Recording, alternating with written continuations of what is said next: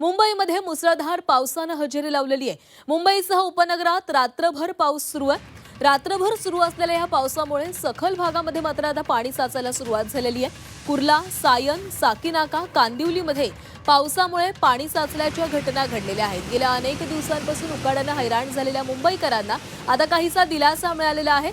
काल रात्रीपासूनच मुंबई आणि उपनगरांमध्ये पावसानं हजेरी लावलेली आहे। सकाळपासून हा पावसाचा जोर वाढताना दिसतोय। पहाटेपासूनच पावसाचा जोर वाढलेला आहे, त्यामुळे सखल भागांमध्ये आता पाणी साचण्यास सुरुवात झालेली आहे। त्यामुळे वाहतूकही मंद गतीने सुरू आहे। मुंबई उपनगरात रात्रभर मुसळधार पाऊस होतोय।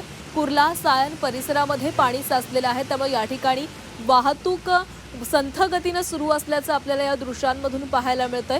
मोठ्या प्रमाणात या ठिकाणी पाणी साचलेलं आहे। काही वाहनं देखील या पाण्यामध्ये अडकलेली आहेत। कुठेही वाहतूक कोंडी होऊ नये किंवा या संपूर्ण परिस्थितीवर नियंत्रण राहावं म्हणून देखील पालिकेकडून, प्रशासनाकडून विशेष खबरदारी देखील घेतली जाते। तर 3 दृश्य आपण पाहतोय।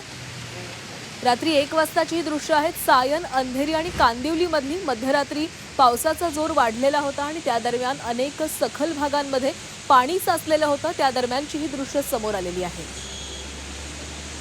पहाटेपासून देखील पाऊस सुरूच आहे। आज दिवसभर पाऊस राहू शकतो असाही अंदाज हवामान खात्याने वर्तवलेला आहे।